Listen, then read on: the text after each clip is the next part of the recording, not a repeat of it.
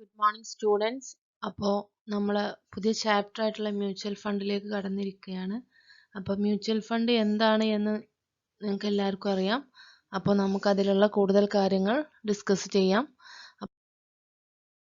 Mutual fund ഈ ഒരു picture കാണുമ്പോൾ തന്നെ നിങ്ങൾക്ക് സിമ്പിളായി മനസ്സിലാവും. കാരണം എന്താണ്, മ്യൂച്വൽ ഫണ്ടിലുള്ള മെയിൻ ആയിട്ടുള്ള ആളുകൾ എന്ന് പറയുന്നത് ഇൻവെസ്റ്റേഴ്സ്, അതുപോലെ തന്നെ ഫണ്ട് മാനേജേഴ്സും ആണ് അല്ലേ. ദെൻ ഇൻവെസ്റ്റേഴ്സ് എന്താ ചെയ്യുന്നത്? Investors pool their money together with fund manager അല്ലേ. നമ്മുടെ കയ്യിൽ എത്ര രൂപയാണോ ഉള്ളത് അത് നമ്മൾ എന്ത് ചെയ്യും, ഒരു ഫണ്ട് മാനേജറെ ഏൽപ്പിക്കും. ആ ഫണ്ട് മാനേജർ അതെന്ത് ചെയ്യും, ഡിഫറെൻറ്റ് ടൈപ്പ് ഓഫ് സെക്യൂരിറ്റീസിൽ എന്ത് ചെയ്യും, അത് ഇൻവെസ്റ്റ് ചെയ്യും. ആ സെക്യൂരിറ്റീസിൽ നമുക്ക് ഇൻകം ജനറേറ്റ് ചെയ്യും, അഥവാ റിട്ടേൺ ജനറേറ്റ് ചെയ്യും. ആ റിട്ടേൺ പിന്നെ അവരെന്ത് ചെയ്യും, നമ്മുടെ ഇൻവെസ്റ്റേഴ്സിലേക്ക് അവരത് അലോക്കേറ്റ് ചെയ്യും. അതാണ് എന്തെന്ന് പറയുന്നത്, മ്യൂച്വൽ ഫണ്ട് എന്ന് പറയുന്നത്. ഓക്കെ, അപ്പോൾ നിങ്ങളെപ്പോലെ തന്നെ ഡിഫറെൻറ്റ് ടൈപ്പ് ഓഫ് ഇൻവെസ്റ്റേഴ്സ് ഉണ്ടാവും. ഇവരെല്ലാവരുടെയും ഫണ്ട് മാനേജ് ചെയ്യുന്ന ആളാണ് ഫണ്ട് മാനേജർ അല്ലേ.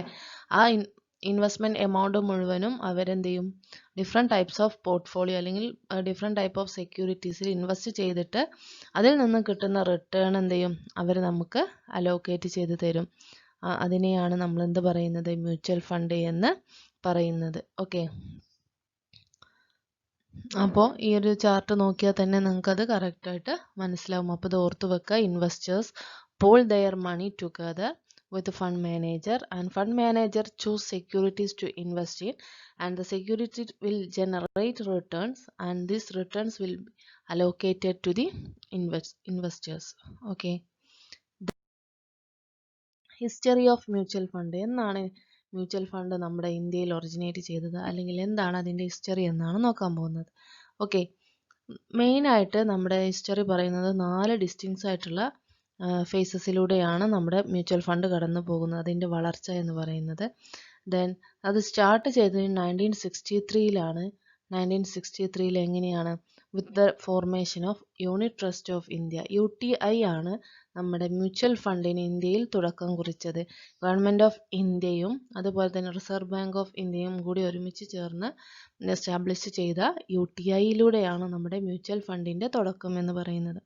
അപ്പോൾ 4 ഫേസസ് ആയിട്ട് അതിനെ ക്ലാസിഫൈ ചെയ്തിട്ടുണ്ട് എന്ന് പറഞ്ഞു. അതിലൊന്നാമത്തെ ഫസ്റ്റ് ഫേസ് 1964 മുതൽ 1987 വരെയാണ്. എന്ന് പറഞ്ഞാൽ അതെന്താണ്, ആ growth of unit trust of India അല്ലേ, യൂണിറ്റ് ട്രസ്റ്റ് ഓഫ് ഇന്ത്യയുടെ ആ വളർച്ച അത് 1963 എന്ത് ചെയ്തു, എസ്റ്റാബ്ലിഷ് ചെയ്തു by the act of parliament. Then ആരുടെ കൺട്രോളായിരുന്നു, RBIയുടെ കൺട്രോളിലായിരുന്നു അതുണ്ടായിരുന്നത്. ഓക്കെ, ദെൻ 1978 RBIൻ്റെ കൺട്രോളിൽ നിന്ന് മാറിയത് industrial development of bank of India അല്ലേ. Industrial development bank of India അതിനെ ഏറ്റെടുത്ത് അതിനെ റെഗുലേറ്റ് ചെയ്യാനും കൺട്രോൾ ചെയ്യാനും തുടങ്ങി. അങ്ങനെ ഫസ്റ്റായിട്ട് UTI സ്കീം എന്താണ്, ഫസ്റ്റായിട്ട് UTI ലോഞ്ച് ചെയ്ത സ്കീം എന്ന് പറയുന്നത് യൂണിറ്റ് സ്കീം ഇൻ 1964-ലാണ്. ഓക്കെ, ദെൻ അതിൻ്റെ സെക്കൻഡ് ഫേസ് എന്ന് പറയുന്നത്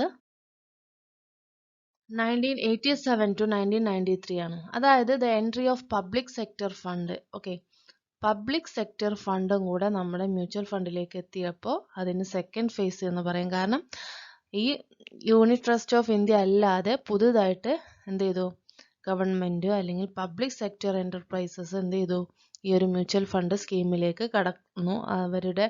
അതിന് എക്സാമ്പിളാണ് നമ്മളെ life insurance corporation, general insurance corporation, അതുപോലെ തന്നെ ബാങ്കുകൾ, പബ്ലിക് സെക്ടർ ബാങ്കുകൾ. ഓക്കെ, ഇവരൊക്കെ എന്ത് ചെയ്തു, മ്യൂച്വൽ ഫണ്ട് ഓപ്പറേഷൻ ഏറ്റെടുക്കാൻ തുടങ്ങി. ആ ഒരു സ്റ്റേജാണ് എന്ത്, സെക്കൻഡ് ഫേസ് എന്ന് പറയുന്നത്. Okay, then third phase 1993 to 2003. ഇത് പറഞ്ഞാൽ എന്താണ്, നമ്മൾ പറഞ്ഞ സെക്കൻഡ് ഫേസിലാണ് നമ്മുടെ പബ്ലിക് സെക്ടർ ബാങ്കുകൾ വന്നത്. ദെൻ ഈ 1993 മുതൽ എന്തായി, പ്രൈവറ്റൈസേഷനിലെ അഥവാ പ്രൈവറ്റ് സെക്ടർ ഫണ്ടുകളും കൂടെ മ്യൂച്വൽ ഫണ്ടിൽ വരാൻ തുടങ്ങി. അങ്ങനെ പ്രൈവറ്റ് എൻ്റർപ്രൈസസും എന്ത് ചെയ്തു, മ്യൂച്വൽ ഫണ്ട് ഏറ്റെടുക്കാൻ തുടങ്ങി. അതിലൊന്നാമത്തെ private sector bank mutual fund കൈകാര്യം ചെയ്ത ഒന്നാമത്തെ പ്രൈവറ്റ് സെക്ടർ എൻ്റർപ്രൈസ് എന്ന് പറയുന്നത് കോത്താരി പയനീർ എന്നുള്ള ഒരു പ്രൈവറ്റ് സെക്ടർ മ്യൂച്വൽ ഫണ്ടാണ് ആദ്യമായി 1993 രജിസ്റ്റർ ചെയ്തത്. ഓക്കെ, കോത്താരി പയനിയർ എന്നായിരുന്നു അതിൻ്റെ name. Then last stage fourth ഫേസിൽ പറയുന്നത് എന്താണ്?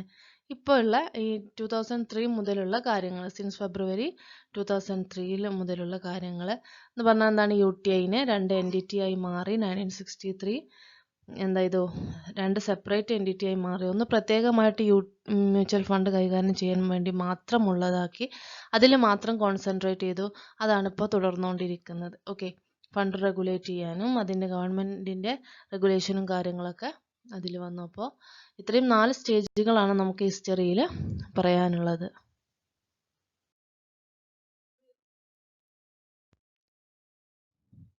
ഓക്കെ, അടുത്ത topic classification of mutual fund സ്കീമാണ്.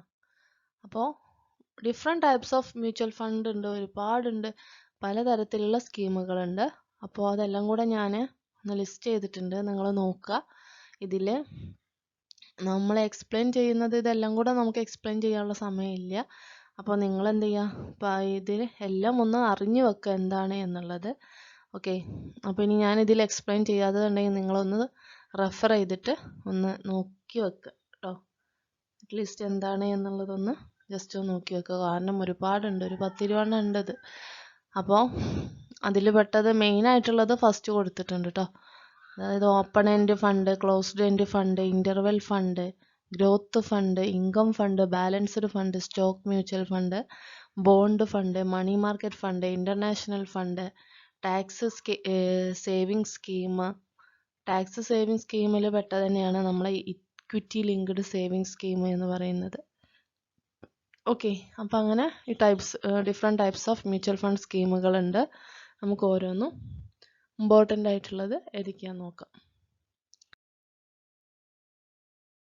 അപ്പോൾ ഒന്നാമത്തത് ഓപ്പൺ എൻഡഡ് ഫണ്ടാണ്. അപ്പോൾ എന്താണ് ഓപ്പൺ എൻഡഡ് മ്യൂച്വൽ ഫണ്ട് എന്ന് പറഞ്ഞാൽ? An investor can invest or enter and redeem or exit at any point of time. It does not have a fixed maturity period. അപ്പോൾ open ended എന്ന് പറഞ്ഞാൽ എന്താണ്? Open ആണ് എന്ന് പറഞ്ഞാൽ it does not have a fixed maturity period to transact.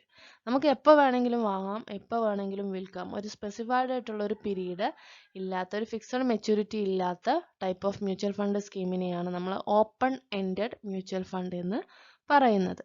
Close ended ആണെങ്കിലോ അതിന് നേരെ ഓപ്പോസിറ്റ്, ഒരു എന്താവും? ഫിക്സഡ് മെച്യൂരിറ്റി പീരീഡ് ഉണ്ടാവും, ഒരു സമയം ഉണ്ടാവും. ആ സമയത്തിനുള്ളിൽ മാത്രമേ നമുക്ക് എന്ത് ചെയ്യാൻ പറ്റുള്ളൂ?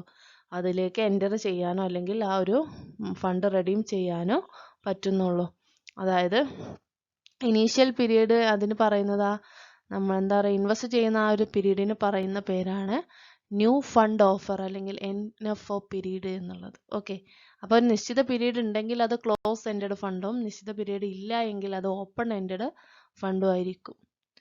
ഓക്കെ, ഇന്റർവെൽ ഫണ്ട് ഉണ്ട്. ഇന്റർവെൽ ഫണ്ട് എന്ന് പറഞ്ഞാൽ എന്താണ്? അതും ഒരു ക്ലോസ്ഡ് ഇൻ്റർവെൽ ഫണ്ടും അല്ലെങ്കിൽ ഓപ്പൺ ഇൻ്റർവെൽ ഫണ്ടിനെ ഒരു കമ്പൈൻ ചെയ്തിട്ടുള്ള ടേമാണ്. എന്ന് പറഞ്ഞാൽ ഒരു ഡിഫറെൻറ്റ് ഇൻ്റർവെൽ തരും, ഒരു ടൈം ഓഫ് പീരീഡ് തരും, അതിനുള്ളിൽ നമുക്ക് വാങ്ങാൻ വിൽക്കുകയും ചെയ്യാം. അതിനെയാണ് ഇൻ്റർവെൽ ഫണ്ട് എന്ന് പറയുന്നത്. That is where the units can be boat or sold only at specific time interval. ഒരു നിശ്ചിത ടൈം ഇൻ്റർവെൽ തരികയാണെങ്കിൽ അതിനുള്ളിൽ വാങ്ങുകയോ വിൽക്കുകയോ ചെയ്യാം. അതിനെയാണ് ഇൻ്റർവെൽ ഫണ്ട് എന്ന് പറയുന്നത്. ഓക്കെ, ദെൻ നെക്സ്റ്റ് വൺ ആണ് ഗ്രോത്ത് ഫണ്ട്. ഗ്രോത്ത് ഫണ്ട് എന്ന് പറഞ്ഞാൽ it is A mutual fund which invest in the stock of the companies which are expected to grow at a rate faster than the overall stock market. എന്ന് പറഞ്ഞാൽ ഇവിടെ റിട്ടേണിന് പകരം capital appreciation ആണ് ഒരു investor ആഗ്രഹിക്കുന്നതെങ്കിൽ ഈ type of mutual ഫണ്ടിൽ നമുക്ക് invest ചെയ്യാം. എന്ന് പറഞ്ഞാൽ ഒരു നിശ്ചിത റേറ്റ് ഓഫ് റിട്ടേൺ ഇൻകം എന്തുണ്ടാവില്ല, അതിനുണ്ടാവില്ല. പകരം അതിൻ്റെ ക്യാപിറ്റൽ വാല്യൂവിൽ മാറ്റമുണ്ടാകും, അപ്രീസിയേഷൻ ആണ് ഉണ്ടാവുക. അങ്ങനെയുള്ളതിനെയാണ് ഗ്രോത്ത് ഫണ്ട് എന്ന് പറയുന്നത്. ക്യാപിറ്റൽ അപ്രീസിയേഷൻ ആണ് താല്പര്യമെങ്കിൽ, ഇപ്പം നിങ്ങളുടെ 100 രൂപ എന്നുള്ള ക്യാപിറ്റൽ ഒരു നിശ്ചിത സമയം കഴിഞ്ഞാൽ ഒരു 1000 രൂപയായി നിങ്ങൾക്ക് തിരിച്ചു കിട്ടണം എന്നാണ് ആഗ്രഹമെങ്കിൽ you can invest in growth fund. Okay, next one ആണ് ഇൻകം ഫണ്ട്. ഇൻകം ഫണ്ട് എന്ന് പറഞ്ഞാൽ എന്താണ്? ഗ്രോത്ത് ഫണ്ട് ഇല്ലാതെ ഇൻകം ആണ് നിങ്ങൾ പ്രതീക്ഷിക്കുന്നത്. ഒരു നിശ്ചിത എമൗണ്ട് ഓഫ് ഇൻകം നിങ്ങൾക്ക് പീരിയോഡിക്കലി കിട്ടാനാണ് ആഗ്രഹമെങ്കിൽ നിങ്ങൾക്ക് ഇൻകം ഫണ്ട് ചൂസ് ചെയ്യാം. എന്ന് പറഞ്ഞാൽ it is A type of ഡെപ്റ്റ് mutual fund which generate written by investing in relatively long dated ഡെപ്റ്റ് instrument അല്ലെങ്കിൽ മീഡിയം ഡെപ്റ്റ് ഇൻസ്ട്രുമെന്റ്, ലോങ്ങോ അല്ലെങ്കിൽ മീഡിയം ടേം ആയിട്ടുള്ള ഡെപ്റ്റ് ഇൻസ്ട്രുമെന്റിൽ അഥവാ ഗവൺമെന്റ് സെക്യൂരിറ്റീസ് അല്ലെങ്കിൽ കോർപ്പറേറ്റ് ബോണ്ട്, ഡിബഞ്ചർ ഇങ്ങനെയുള്ള സെക്യൂരിറ്റിയിലൊക്കെ ഇൻവെസ്റ്റ് ചെയ്യുകയാണെങ്കിൽ അതിനെയാണ് ഇൻകം ഫണ്ട് എന്ന് പറയുന്നത്. എന്ന് പറഞ്ഞാൽ അവിടെ ഒരു എന്തുണ്ടാവും, ഫിക്സഡ് റേറ്റ് ഓഫ് റിട്ടേൺ നിങ്ങൾക്ക് ഉണ്ടാവും. ഗ്രോത്ത് ഫണ്ട് ആണെങ്കിൽ ഫിക്സഡ് റേറ്റ് ഓഫ് റിട്ടേൺ നിങ്ങൾക്ക് എന്താവില്ല, ഷുവർ അല്ല, പക്ഷേ ക്യാപിറ്റൽ അപ്രീസിയേഷൻ ഉണ്ടാവും. ഇനി ബാലൻസ്ഡ് ഫണ്ട് ആണെങ്കിലോ it is a mix of growth and income fund. Income ഫണ്ടിൻ്റെയും ഗ്രോത്ത് ഫണ്ടിൻ്റെയും ഒരു കോമ്പിനേഷനെയാണ് നമ്മൾ ബാലൻസ്ഡ് ഫണ്ട് എന്ന് പറയുന്നത്. എന്ന് പറഞ്ഞാൽ ഒരു നിശ്ചിത ശതമാനം നിങ്ങൾ എന്താ ആഗ്രഹിക്കുന്നു, ക്യാപിറ്റൽ അപ്രീസിയേഷനും അതേ സമയം ഒരു നിശ്ചിത റേറ്റ് ഓഫ് റിട്ടേണും നിങ്ങൾക്ക് കിട്ടണമെങ്കിൽ നിങ്ങൾക്ക് എന്ത് ചെയ്യാം, ഈ ഒരു സ്കീം ചൂസ് ചെയ്യാം. മനസ്സിലായോ? അപ്പോൾ ഗ്രോത്തും വേണം അതേസമയം നിങ്ങൾക്ക് റിട്ടേണും വേണം എന്നുണ്ടെങ്കിൽ, ഇപ്പോൾ 100% നിങ്ങളെ എമൗണ്ട് ഒരു 40% നിങ്ങൾ ക്യാപിറ്റൽ അപ്രീസിയേഷന് വേണ്ടിയിട്ട് അഥവാ ഗ്രോത്ത് ഫണ്ടിലും ബാക്കി വരുന്നത് ഇൻകം ഫണ്ടിലുമാണ് നിങ്ങൾ ഇൻവെസ്റ്റ് ചെയ്യുന്നതെങ്കിൽ അതിനെയാണ് നമ്മൾ ബാലൻസ്ഡ് ഫണ്ട് എന്ന് പറയുന്നത്. നെക്സ്റ്റ് വണ്ണാണ് stock mutual fund. Stock mutual ഫണ്ടിന് പറയുന്ന മറ്റൊരു പേരാണ് ഇക്വിറ്റി മ്യൂച്വൽ ഫണ്ട് എന്നുള്ളത്. ഓക്കെ, അപ്പോൾ ഇക്വിറ്റി മ്യൂച്വൽ ഫണ്ട് ഇൻവെസ്റ്റ് ചെയ്യുന്നത് എന്തിനെയാണ്, നമ്മുടെ ഇക്വിറ്റി ഫണ്ടിലാണ് നമ്മൾ ഇൻവെസ്റ്റ് ചെയ്യുക എങ്കിൽ അതിനെയാണ് സ്റ്റോക്ക് ഫണ്ട് എന്ന് പറയുന്നത്, അഥവാ ഇക്വിറ്റി ഷെയർസിൽ. Bond fund. ബോണ്ട് ഫണ്ട് എന്ന് പറഞ്ഞാൽ എന്താ, ബോണ്ടുകളാണ് ബോണ്ടുകളിലാണ് ഗവൺമെന്റ് ബോണ്ട്സിൽ അഥവാ റിസ്ക്ലെസ് ആയിട്ടുള്ള, റിസ്ക് കുറവുള്ള ബോണ്ടിലാണ് നിങ്ങൾ മ്യൂച്വൽ ഫണ്ട് നിങ്ങൾ ഇൻവെസ്റ്റ് ചെയ്യുന്നതെങ്കിൽ അതിനെയാണ് ബോണ്ട് ഫണ്ട് എന്ന് പറയുന്നത്. ബോണ്ട് ഫണ്ട് ആകുമ്പോൾ അഥവാ ഗവൺമെന്റ് ബോണ്ട്സുകളും കോർപ്പറേറ്റ് ബോണ്ടുകളൊക്കെ എന്തായിരിക്കും, അത് റിസ്ക് കുറവായിരിക്കും അല്ലേ. അങ്ങനെയുള്ള റിസ്ക് ടേക്കിംഗ് അല്ലാത്ത അല്ലെങ്കിൽ റിസ്ക് എടുക്കാൻ തയ്യാറല്ലാത്ത ഒരു നിശ്ചിത ശതമാനം റിട്ടേൺ ആഗ്രഹിക്കുന്നവർക്ക് പറ്റിയ സ്കീമാണ് bond fund scheme. Then next one ആണ് money market fund. Money market fund എന്ന് പറയുമ്പോൾ ഏതൊക്കെയാണ്, മണി മാർക്കറ്റ് എന്ന് പറഞ്ഞാൽ നമുക്കറിയാം ഇറ്റ് ഈസ് എന്താണ്, less than 1 year maturity time ഉള്ളതിനെയാണ് നമ്മൾ മണി മാർക്കറ്റ് ഫണ്ട് എന്ന്, അഥവാ കൊമേഴ്ഷ്യൽ ബില്ല് അങ്ങനെയുള്ള ഇൻവെസ്റ്റ്മെന്റ്സ് അല്ലേ. അപ്പോൾ ലെസ് ദാൻ 1 year മെച്യൂരിറ്റി ഉള്ള സെക്യൂരിറ്റീസിലാണ് ഇൻവെസ്റ്റ് ചെയ്യുന്നതെങ്കിൽ അതിനെ നമുക്ക് എന്ത് പറയാം, money market mutual fund scheme എന്ന് പറയാം. ഇനി ഇന്റർനാഷണൽ ഫണ്ട് ആണെങ്കിലോ, ഇന്റർനാഷണൽ ഫണ്ട് എന്ന് പറഞ്ഞാൽ which invest in companies located anywhere in the world. ലോകത്തിൽ എവിടെയുള്ള കമ്പനികളിലും നിങ്ങൾ ഇൻവെസ്റ്റ് ചെയ്യാം.